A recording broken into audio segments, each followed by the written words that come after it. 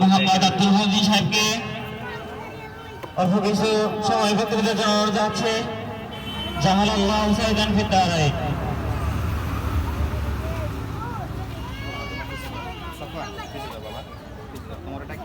আসসালামু আলাইকুম ওয়া রাহমাতুল্লাহি ওয়া বারাকাতুহু। সম্মানিত উপস্থিতি, আমরা সর্বপ্রথম রব্বে কারিমের দরবারে লাখ কোটি শুকরিয়া আদায় করি যে রব্বে কারিম আমাদেরকে একটি দ্বীনি মজলিসে এসে কিছু কথা শোনা এবং বলার তৌফিক দান করেছেন। এই জন্য সকলে বলি আলহামদুলিল্লাহ। প্রিয় উপস্থিতি, সময় স্বল্পতার কারণে কথা দীর্ঘায়িত করব না। রব্বে কারিম কুরআনুল কারীমের ভিতরে বলেন ইন্নাহু লাকুরআনুল কারীম। অন্যদিকে রাসূল কারীম সাল্লাল্লাহু আলাইহি ওয়াসাল্লাম হাদিসের ভিতরে বলেন তালাবুল ইলমি ফরিদাতুন আলা কুল্লি মুসলিম। আল্লাহ তাআলা বলেন নিশ্চয়ই কুরআন হলো সম্মানিত, আর কোরআনের সাথে যে জিনিসটার সম্পর্ক হয় ওই জিনিসটাও সে দামি হয়ে যায়। দেখেন না, সামান্য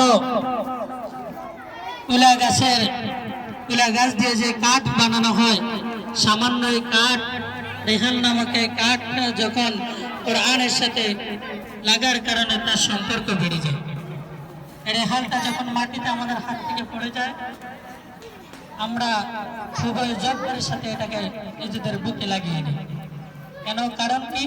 কারণ এটা কোরআনের সাথে তার সম্পর্ক হয়েছে। তাহলে সামান্য কাঠের যদি এত দাম হয়ে যায় কোরআনের সাথে সম্পর্ক হওয়ার কারণে, আল্লাহ সুবহানাহু ওয়া তাআলা তো বলেছেন পৃথিবীর ভিতরে আল্লাহ তাআলা আসমান এবং জমিনের ভিতরে যত সৃষ্টি করেছেন, সকল সৃষ্টির ভিতরে সবচেয়ে দামি সৃষ্টি হলো মানুষ।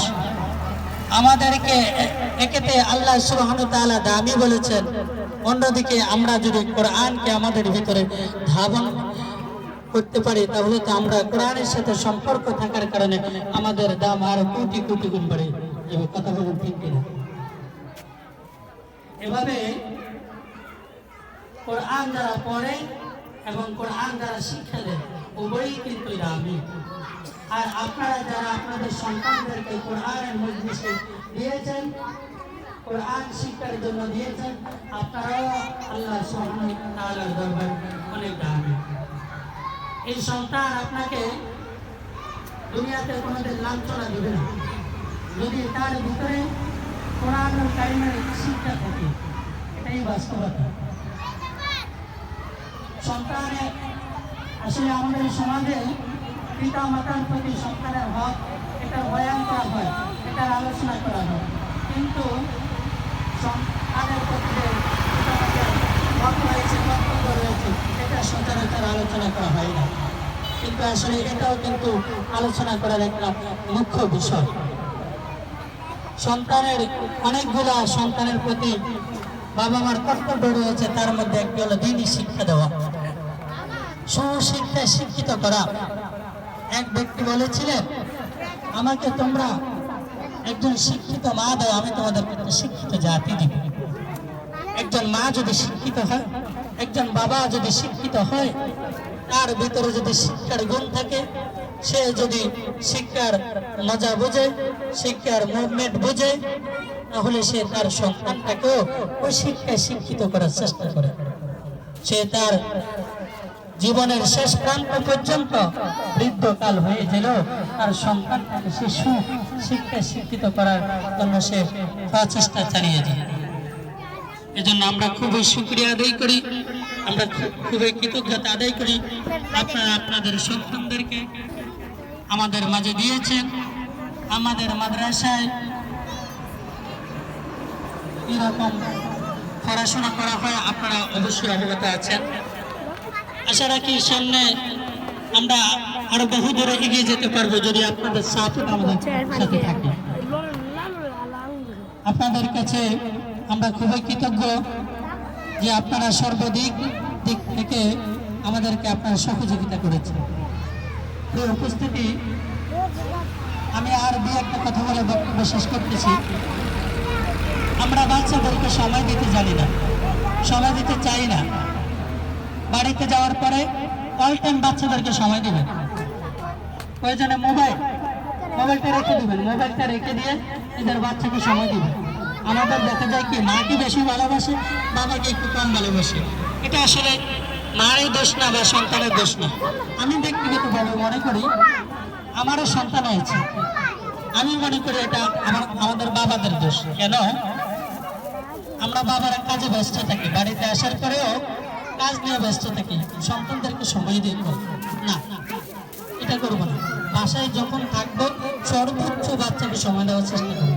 তবে হ্যাঁ, যে সকল বাবারা বাচ্চাদেরকে সময় দেয় ওদেরকে বাচ্চারা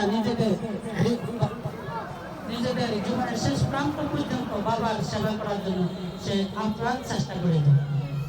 এই জন্য আমরা বাবারা মারা তো অবশ্যই বাবাদেরকে সাপোর্ট দেব, সন্তানকে সাপোর্ট দেব। আমরা বাবা যারা আছি আমরা অবশ্যই সন্তানকে সময় দেওয়ার চেষ্টা করব, ভালোবাসা স্নেহ আমরা সকলেই বাচ্চাদেরকে ভালোবাসি, আরো বেশি বেশি সময় দেওয়ার চেষ্টা করব। নিজের কাজ তো আছেই বটে, যে সন্তানকে সময় দেওয়ার চেষ্টা করব। এই বলে আমি আমার বক্তব্য শেষ করলাম। আসসালামু আলাইকুম ওয়া রাহমাতুল্লাহি ওয়া বারাকাতুহু।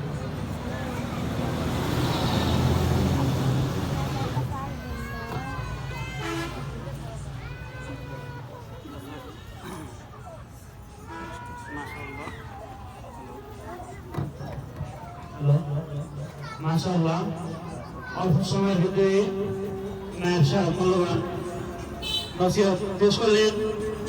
অবশ্যই আমরা গার্ডিয়ানরা সচেতন হব। আমরা গার্ডিয়ানরা সচেতন হলে আমাদের ছেলেমেয়েরা সচেতন হবে। আমরা যদি বাসায় মোবাইল ব্যবহার করে এবং ছেলেমেয়েদের সামনে বিভিন্ন প্রকার ভিডিও দেখি বা মোবাইল নিয়ে ফেসবুক থাকে, তারাও এরকম মনোমুগ্ধ থাকে। আমি বেশি কথা বলবো না, আপনারা এদিকে খেয়াল রাখবেন একটু। আমারও গত সবচেয়ে সুযোগ হচ্ছে আমার গত বর্ষ বৃহস্পতিবার অনার্স ফাইনাল ইয়ারের গ্রাজুয়েশন কমপ্লিট আমি গত বর্ষ করেছি। অর্থনীতিতে আমার গত বর্ষ গ্রাজুয়েশন কমপ্লিট হয়েছে। এই জন্য আমরা শুক্রিয়া দেবেন।